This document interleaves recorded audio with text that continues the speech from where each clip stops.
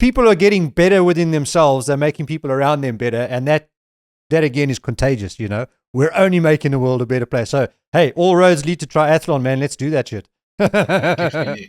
Well, so I think similarly on the, I at the time, I think I never really thought I had a mental health issue going back like 10 years, but reality was I did, because the reason I got to being over 18 stone in the first place is because if I had a good day at work, I'd go out for a 3-course meal and a bottle of wine to celebrate. I was a single guy.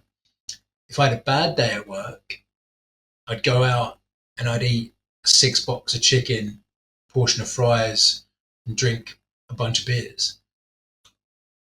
So, but my body, what I'm doing is I'm kind of like, I think I'm rewarding myself and like trying to cheer myself up.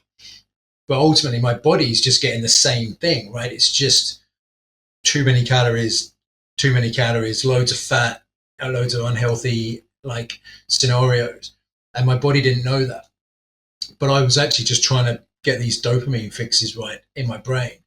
But it's all I did was instantly I just stopped, you know, trying to cheer myself up with the bad things, like the bad foods, and still reward myself on the good times.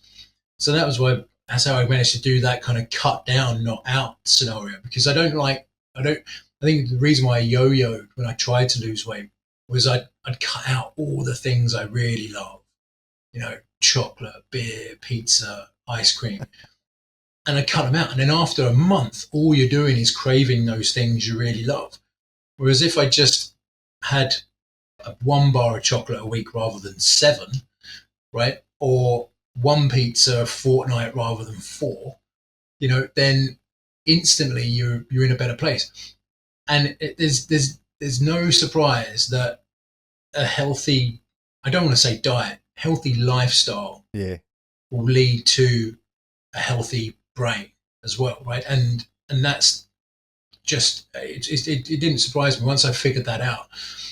Again, every now and again there's still some waves of up and down from a mental health position, but that's part of what being human is. Like you can't be constantly high, you know, and in a good place happy wise. Again, it's something else that somebody much smarter than me once said, and I want to say it was on a Jay Shetty interview, and he's interviewing this guy who's a Buddhist monk who's also like a kind of professional development guru, and he's asking this Buddhist monk, he's like, well, what makes you happy? He's like, why should I focus on being happy? Happy is just a feeling. Feelings come and go. Right? Because if I'm focused on what makes me happy, then at some point I've also means by definition I'm going to be sad. So once you make peace with the fact that some days you're happy, some days you're sad, you're then at peace. So this guy focuses more on being at peace than he does at being happy. Yeah. And I think that completely changed my outlook on life.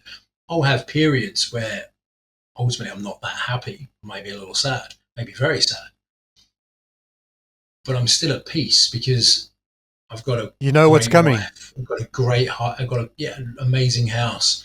I'm running my own business now. You know, I'm chasing my passions. You know, all these things. I've got beautiful family. All these things that ultimately that I wanted or want from life. I always thought to be happy. It wasn't. It's to be at peace. You wake up every day and you're at peace, man. Your world is so much better. Whereas if you try to focus on being happy, you're just constantly chasing that dopamine hit. Yeah. And that can lead to binge eating a 6 bucket of chicken, you know, like I think ultimately what that can be. Yeah, I think there's a lot of wisdom in that, absolutely a lot of wisdom in that. And I think what I pull out of that is extremes, you know, and I think that's probably what a lot of people struggle with, you know. There's 2 things I pick up there. So one is, as you say, it's the extremes, you know.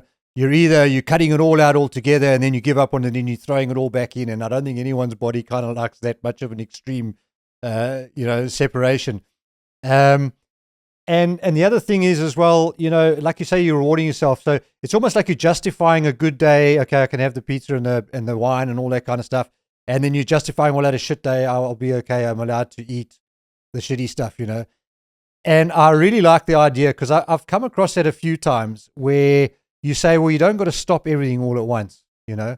You just got to moderate it and cut it out. And I mean, my simple tool for that, I went full keto a number of years ago. I'm not anymore, but it really, really made a huge difference in my life. And I think it was just the discipline of it. I've now found something in between because I'm always experimenting with my nutrition. And I agree with you on diet. I hate that word diet because people immediately attach it to something as stigmatized, you know?